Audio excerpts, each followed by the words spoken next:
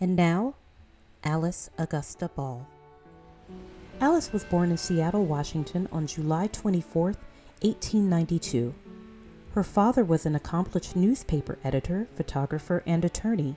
Her mother was an outstanding photographer along with her grandfather, James Presley Ball Sr., who was a free man of color, abolitionist, and a premier photographer himself.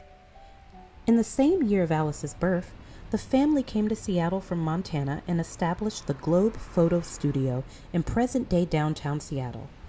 In short order, the business became successful, moved locations, and her mother took over the primary duties along with Alice's older brothers. The family established a residence at 24th Avenue and Union Street in the Central District of Seattle, the heart of a relatively tiny black community. Little is known about Alice during her early years, except she was one of four in this multi-generational household. A household whose professional pursuits gave her exposure to many people and places.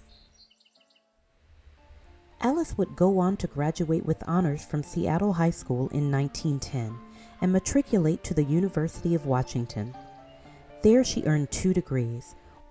Soon after graduation, Alice co-authored a paper entitled Benzoylations in Ether Solution, which appeared in the Journal of the American Chemical Society.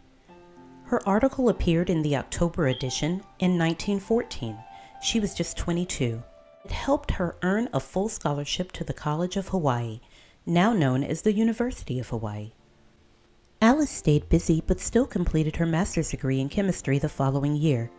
In doing so, she became the first woman and African American to receive this honor in Hawaii.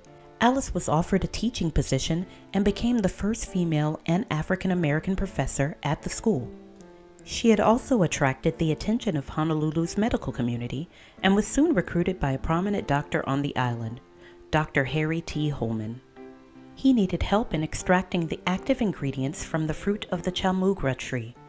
The oil had been discovered to give relief to patients of leprosy, but the injections proved too painful for most, and ingesting the oil caused many to regurgitate.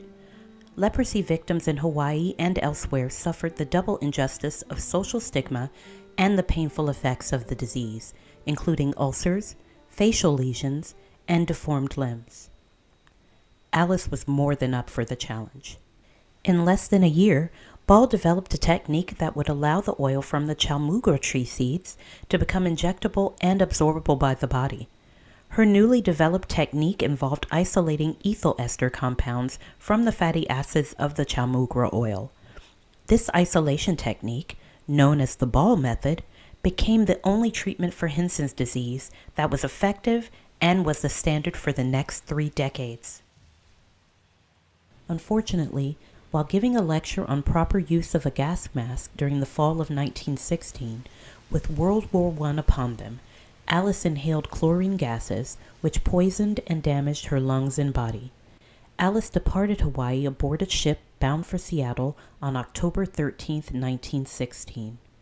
2 months later, on the 31st of December, Alice died. At her passing, neither she nor her family fully realized the great deed she had done for humanity. Alice's work would help ease the pain of thousands who suffered from Hansen's disease and lead the way for future scientists to develop other treatments. Until the 2000s, these accomplishments and her name were virtually unknown. Dr. Dean, president of the College of Hawaii, who had praised and encouraged Alice while she was at the school, completely forgot her once she left. He continued Ball's study and led her process through trials, but took all credit once it became a certified success. Alice would never appear in any of his writings, even though she helped push his legacy forward. If not for the work of Dr. Catherine Waddell Takara, Associate Professor of Ethics Studies, and Stan Ali, a former federal worker and capable researcher, Alice's name may have been lost forever. Thanks to these individuals, she was finally recognized by the university and the scientific world for her achievements. On February 29, 2000, the state of Hawaii recognized its first Alice Ball Day. The University of Hawaii honored her as the first female graduate and pioneering chemist at the school by placing a lone chalmugra tree with a plaque on campus. Many accolades are now coming long overdue to Alice. Google her name and you can see them. Congratulations, Alice. Well deserved and not forgotten. Thanks for listening.